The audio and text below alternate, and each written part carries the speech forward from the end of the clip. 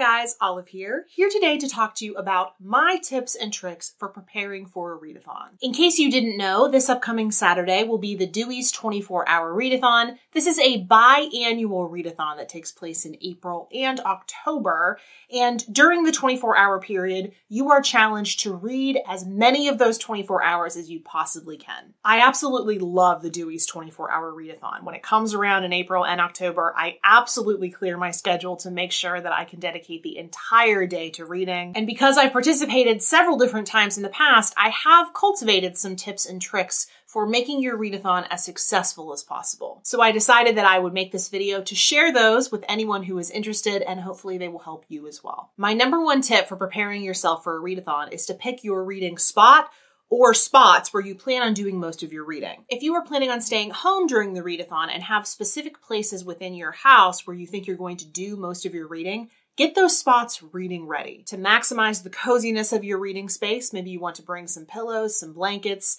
and for practicality's sake, maybe you want to bring some device chargers so you can be connected to social media with all the fellow Dewey's readers. Anything that you anticipate that you might need during that 24-hour period, make sure it's nearby. You want to shave off any kind of time that you're spending searching for those things around your house.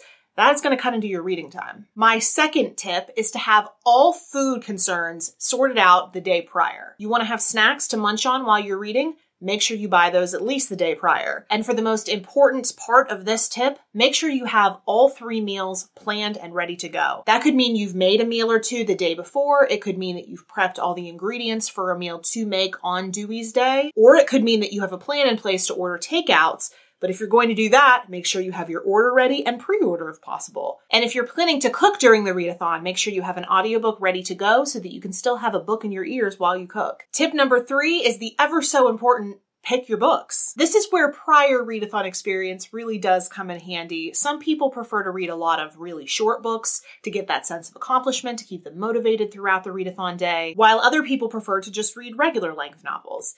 This is where it's good to draw upon your experiences during prior readathons to figure out what works best for you and pick your books based on that. But if this is your first readathon, I would advise that you pick out just a big old pile of books and read whatever calls to you, find out what works best for you during a readathon, and then you can use that experience to use for any future readathons you choose to participate in. For me, I sometimes feel compelled to make a separate TBR just for Dewey's, but what I find works best for me is to just work on the books that were on my monthly TBR for that month that I've fallen behind on. Tip number 4 is get a head start on your social media posting. Part of what makes Dewey's 24-hour readathon so much fun is the social element to it. Because of the way that the start times are set up, you're going to be reading at the exact same time as people from all over the globe. It is so exciting knowing that you're reading and enjoying books at the same time as so many other people from across the world, and it's really fun to interact with them, see what they're reading. But of course, while that's a really important, really fun aspect of Dewey's,